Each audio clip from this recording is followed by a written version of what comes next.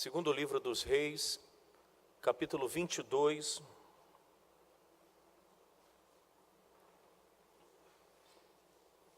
Eu quero ler parte do verso 8.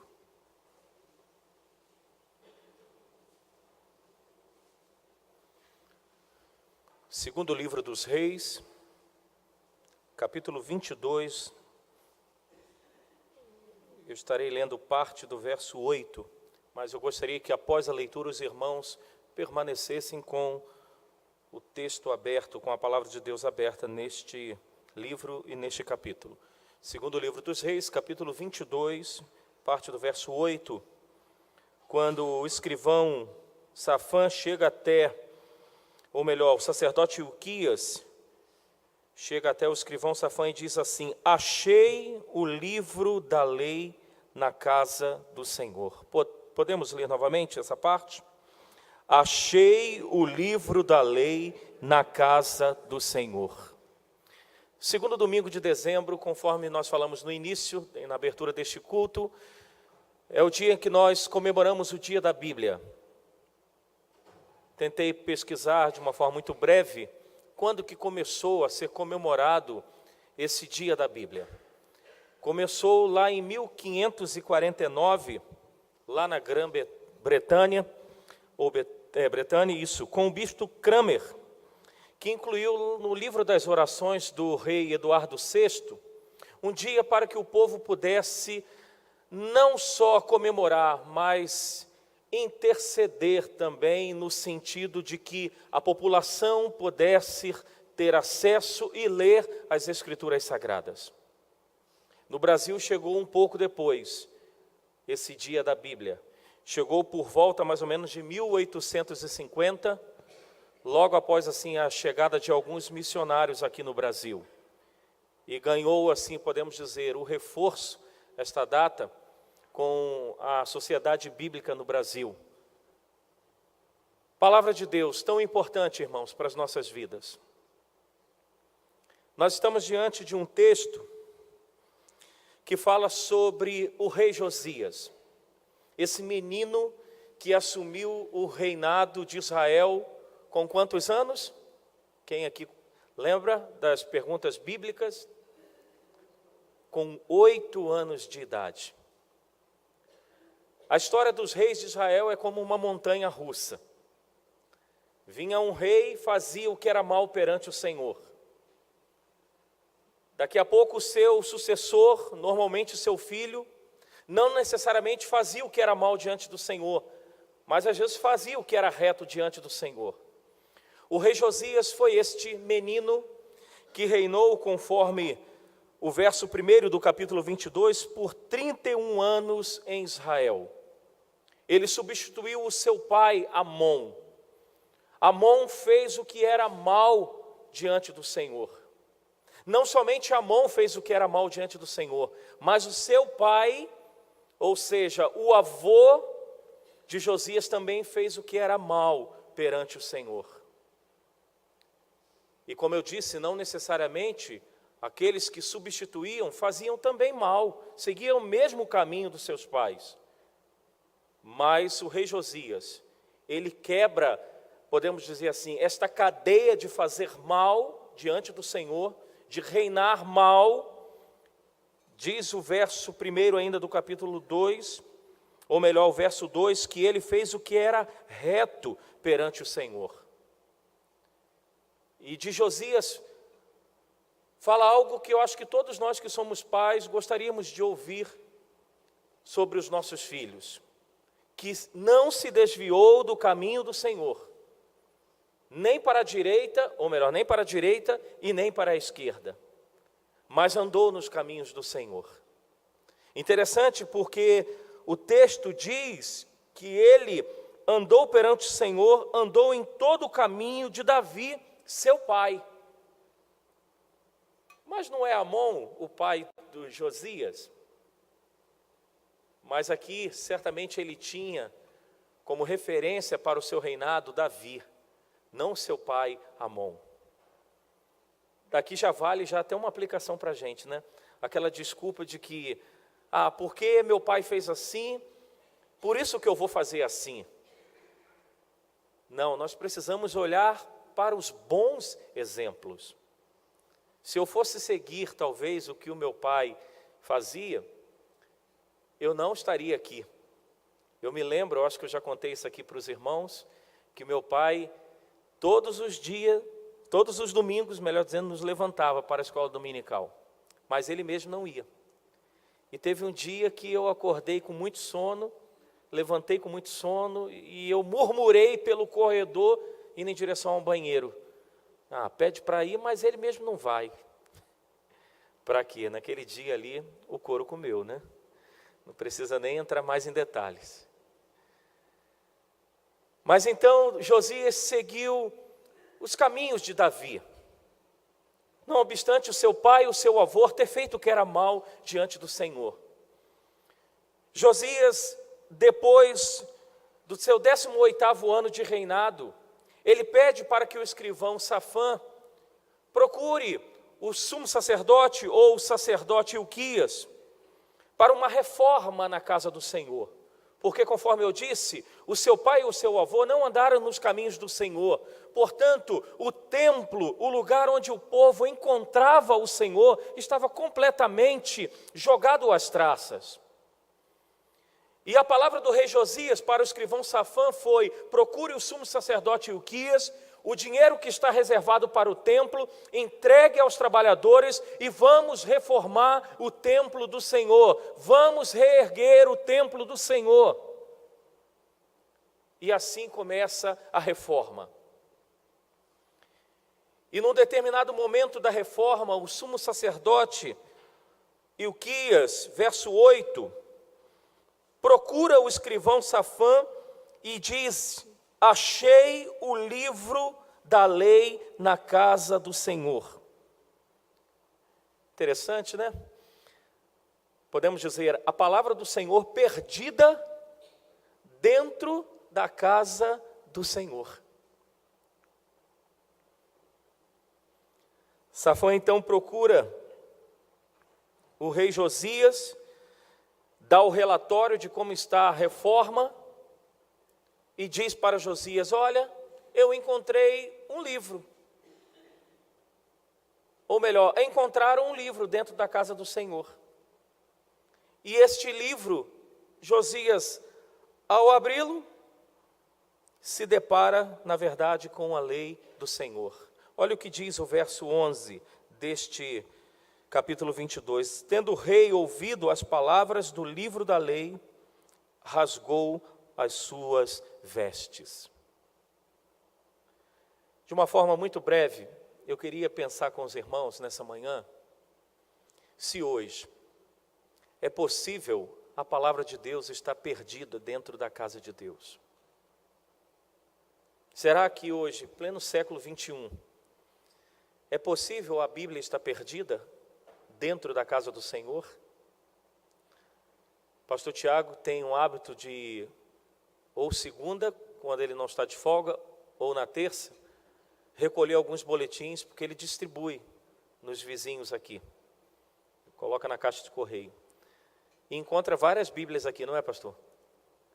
Algumas estão lá em cima, lá na salinha dele e da Nenir.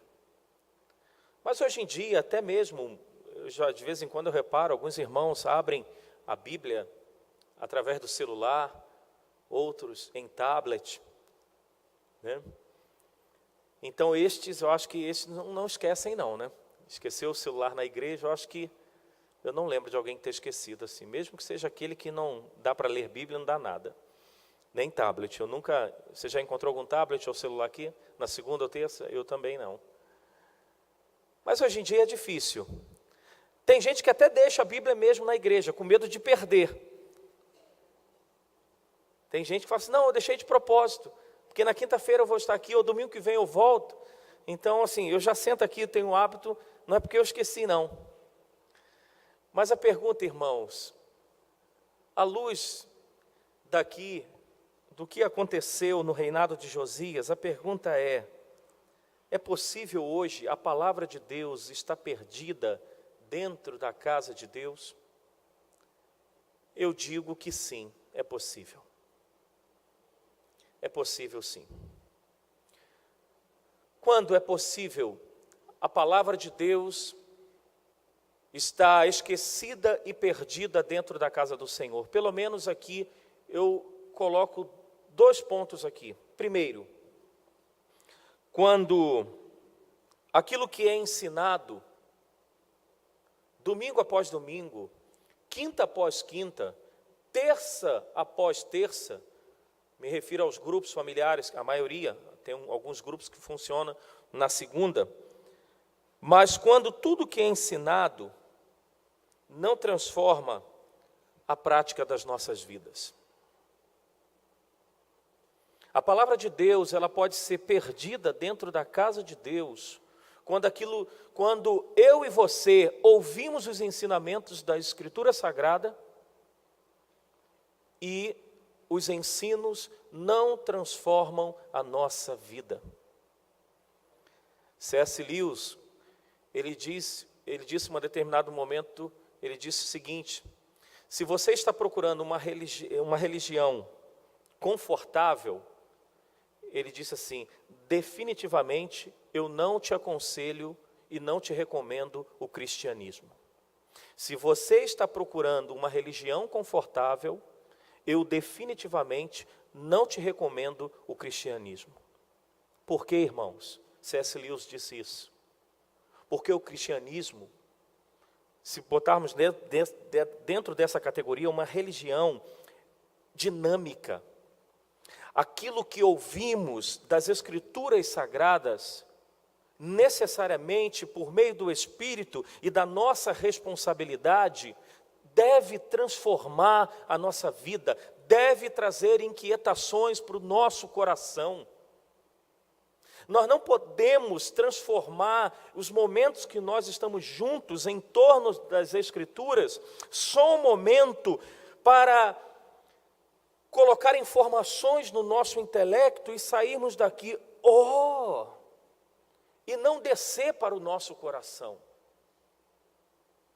Necessariamente aquilo que nós falamos aqui, aquilo que nós compartilhamos, deve trazer uma inquietação e de transformação para a nossa vida. Eu tenho certeza que quantas ministrações durante esse ano de 2015, Deus trouxe alguma incomodação ao seu coração, de mudança dentro da família, nos relacionamentos, na sua postura diante da sociedade, na forma intencional de levar o Evangelho, as boas novas, para os que estão a passos largos para o inferno. Então, é possível, em pleno século 21, está a palavra de Deus perdida dentro da casa de Deus? É possível, quando ela não transforma a nossa prática de vida. É possível, a palavra de Deus está perdida dentro da casa de Deus? É possível. E esse é o segundo e último ponto que eu abordo. Quando ela estiver fora de nós, para ser obedecida, e não dentro de nós, para ser cumprida. Parece que eu estou falando a mesma coisa do primeiro ponto, mas é um pouquinho diferente. É possível a palavra de Deus estar perdida dentro da casa de Deus, quando ela estiver fora de nós, para ser obedecida, mas não dentro de nós, dentro do coração, para ser cumprida. Eu fiz questão de ler o Salmo 119, porque, claro, exalta as Escrituras Sagradas, mas o verso 11, o que disse o salmista? Guardo no coração as tuas palavras, para não pecar contra ti. É possível, irmãos, guardarmos as Escrituras fora da gente, para a gente obedecer. Mas o desafio é guardá-la no nosso coração para ser cumprida. Quantos de nós, às vezes, nos preocupamos com alguma conduta, não porque Deus está em nós por meio do seu Espírito, mas preocupados de sermos pegos por algum irmão, por alguma circunstância. Um dos grandes teólogos do século XX, John Stott, ele disse que uma mente bíblica não é aquela que consegue recitar versículos, dando o endereço, mas é uma mente que pensa nas Escrituras e pauta e define, e eu até usei uma palavra aqui dele, e raciocina dentro dos parâmetros das Escrituras Sagradas.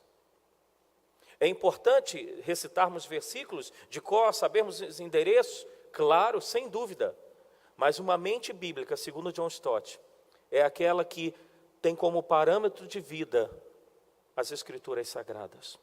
Pauta a sua vida por meio das Escrituras Sagradas. Não basta somente eu memorizar, eu saber o endereço.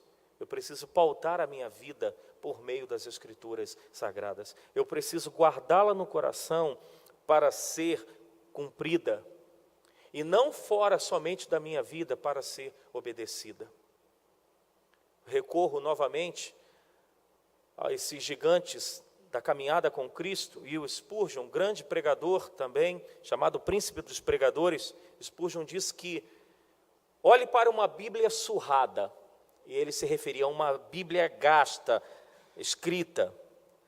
Ele disse: você perceberá que são estes os homens e mulheres, que estão há um bom tempo de pé.